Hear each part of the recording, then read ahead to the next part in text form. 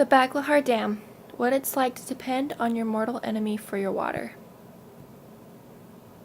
The Baglihar Dam is a dam built by India in 1999 on the Indus River system. It is built on the Chenab River in Kashmir just before it flows into Pakistan. It was built by India to harness electricity for its mainland. The dam is still one of the most widely disputed issues of the water between India and Pakistan today. The Indus River Treaty was signed by Pakistan and India in 1960 as a way to fairly divide up the water that flows through both countries. The treaty divides up the 6 rivers that make up the Indus River system. The treaty says that the rivers Bays, Ravi, and Sutlej are governed by India, while rivers Indus, Chenab, and Jhelum are governed by Pakistan.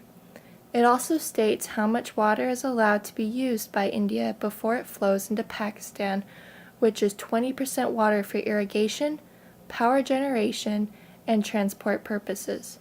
Finally, the treaty states that any disputes over the treaty are to be governed by the World Bank, a third-party organization. India broke the Indus River Treaty when they built the dam on the Chenab River, because the Chenab River was to be governed by Pakistan. In addition, Pakistan argued that India had the power to withhold water from or flood out their country in time of war.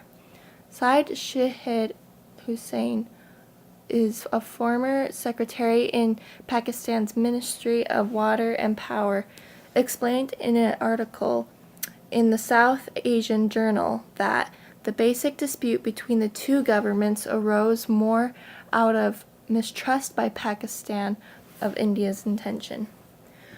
World Bank, a third-party organization, mediated the construction of the dam so it could not be used as an advantage over Pakistan. The World Bank jumped in to mediate the disputes during the construction of the dam to help ease the tensions between Pakistan and India. The engineering of the dam clearly violated Indus River Treaty. World Bank hired a neutral engineering firm from Europe to calculate the parameters. The engineers concluded that in order for the dam to not be used as a tool to harm Pakistan, it had to make 4 changes to the design. The first is that it had to have 3 meters of freeboard, which is the space from the water to the top of the dam.